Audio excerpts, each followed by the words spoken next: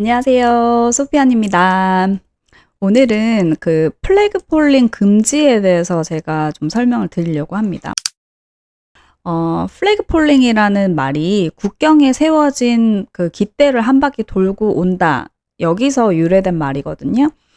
그래서 현재 캐나다에서 합법적으로 거주하고 있는 그런 신분을 연장을 하거나 아니면 변경을 하거나 그렇게 하기 위해서 미국 국경까지 갔다가 미국 영토를 넘어가지 않고 다시 캐나다 국경 이민국으로 돌아가서 비자를 이렇게 바꾸는 방법. 요거를 이제 플래그 폴링이라고 해요.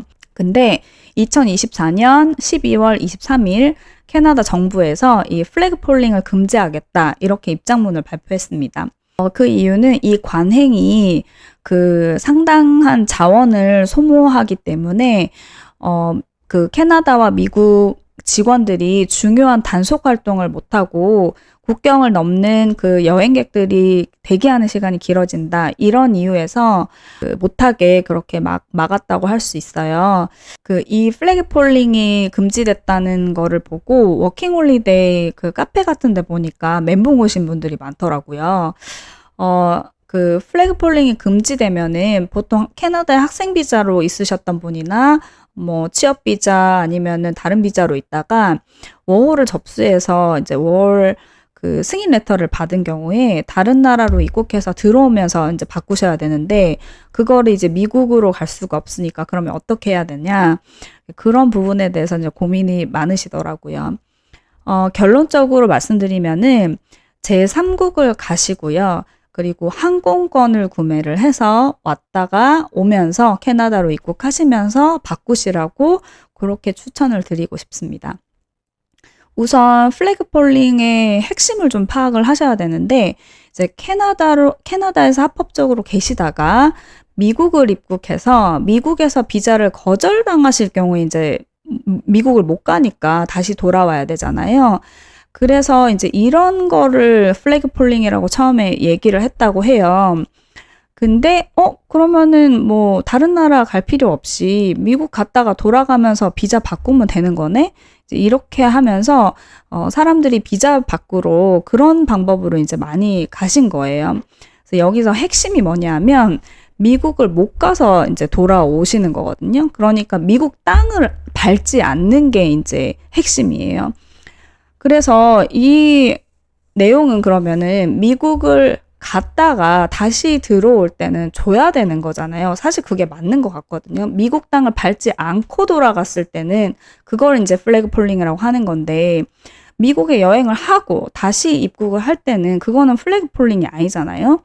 근데 이게 문제가 뭐냐면 캐나다 그 국경에 있는 캐나다 이민관들이 이 플래그 폴링을 어떻게 해석하는지가 이민관마다 좀 다 다른 것 같습니다. 그게 문제예요. 그러니까 저희 같은 경우에는 미국에 여행을 하고 이제 들어갔는데 이거는 플래그 폴링이 아닌데 이렇게 생각하실 수 있지만 미국을 갔다 왔다는 것, 그 다음에 이제 육로로 이동할 경우 그런 거는 이제 이민관들이 생각했을 때 이거 얘 플래그 폴링 하려고 하는 거 아니야? 이렇게 이제 의심을 할 수가 있는 거거든요. 그래서 제가 추천드리는 거는 키워드 2가지를 좀 피하자는 거예요. 미국이랑 그다음에 육로.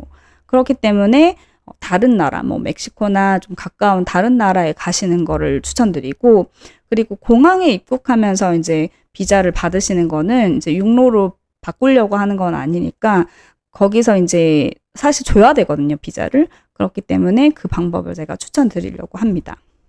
이렇게 입국을 하실 때 아무래도 이 보더에서 스테이러스를 변경을 하는 거기 때문에 심사가 되게 까다로워질 수 있습니다. 그래서 주의하실 점을 몇 가지 안내를 드릴게요. 예를 들어 보겠습니다. 그래서 예를 들어서 한국에 계신 분이 그 인터뷰를 그냥 이주공사 통해서 인터뷰를 보고 LMI를 이제 해주겠다고 해서 알겠다. 그러면은 그렇게 진행하겠다 해서 진행을 하려고 하는데 그 LMI가 요즘 오래 걸리잖아요. 그래서 고용주가 뭐 예를 들어서 나는 못 기다리겠으니까 빨리 관광비자로 들어와서 일을 먼저 해달라. 뭐 이런 경우들도 있을 수 있습니다. 그러면 이분이 관광비자 ETA만 해가지고 그냥 안에 입국을 해서 일을 하면서 불법으로 캐시를 받으면서 일을 하고 LMI가 나왔어요. 그리고 나서 이 스테이러스 변경을 해야 되죠. 관광에서 취업 비자를 받아야 되니까. 그럼 플래그 폴링을 해서 다른 제3국으로 갔다가 입국을 하시는 거예요. 그러면서 취업 비자를 받아서 이렇게 변경을 하겠다.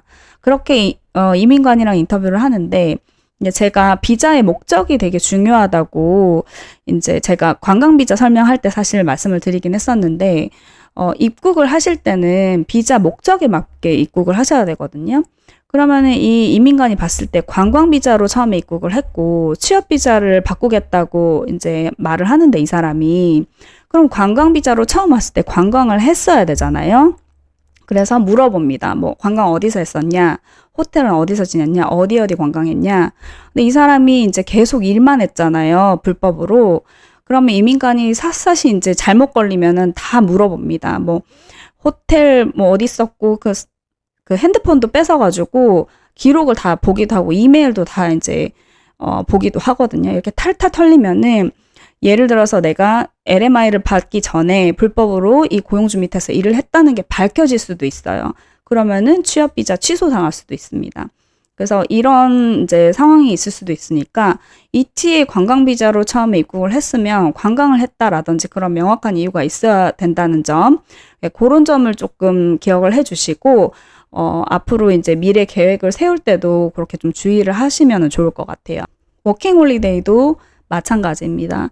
예를 들어 내가 뭐 학생 비자였다. 그럼 워홀로 바꿔가지고 학생 비자로 이제 끝나고 워킹 홀리데이로 바꾸려고 플래그 폴링으로 들어왔을 때 이민관이 그 전에 비자에 대해서 물어볼 수 있죠. 어디 학교 다녔냐, 출석은 얼마나 했냐, 성적표는 어떻게 되냐, 이렇게 막 물어볼 수도 있고요. 만약에 PGWP로 있었다. 그럼 어디서 일하고 있었냐, 이런 것도 물어볼 수 있겠죠. 그래서 그런 거에 대한 준비를 하고 답변을 하시면 되고요. 그리고 제가 블로그에서 어떤 분의 글을 봤는데 그 워킹 홀리데이로 캐나다에 머무르다가 다시 그 5월 2년짜리를 받아서 플래그 폴링을 하면서 비자를 변경하려고 했는데 신체 검사 유효 기간 때문에 비자에 문제가 생겼다고 하더라고요. 그래서 2024년부터 신체 검사 서류가 5년이 유효하다는 걸로 바뀌었는데 이거를 이민관들이 잘 모르는 것 같아요.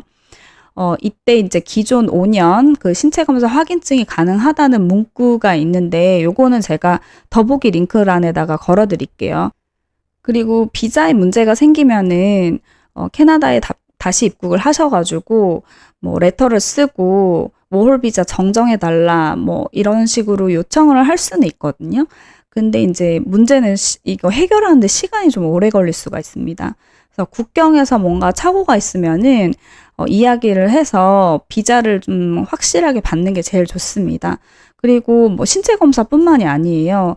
뭐 내가 이름이 잘못 찍혀 있거나 이게 프린팅 하는 것도 사람이 하는 거기 때문에 이민관들도 실수를 할 수가 있거든요. 뭐 남자인데 여자로 돼 있다라든지 아니면은 그 생년월일이 잘못돼 있다라든지 그런 거는 비자를 받았을 때 바로 내 정보가 맞는지 더블 체크하시고 뭔가 잘못됐으면 수정해 달라고 바로 그 자리에서 요청하는 것이 가장 좋습니다.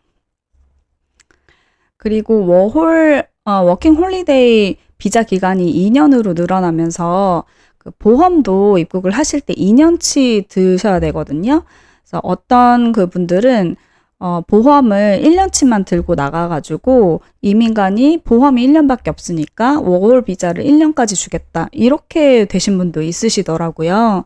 엄청 까다롭죠? 그래서 서류를 최대한 잘 준비를 하시고 보험도 2년치 들어서 그렇게 입국 잘 하시길 바랄게요. 오늘은 그 갑자기 금지되면서 모든 사람들과 또 이민관들에게까지 그 혼동을 주고 있는 플래그 폴링에 대해서 좀 알아보았습니다. 다음에 제가 또 더 좋은 정보로 돌아오도록 하겠습니다. 시청해 주셔서 감사합니다.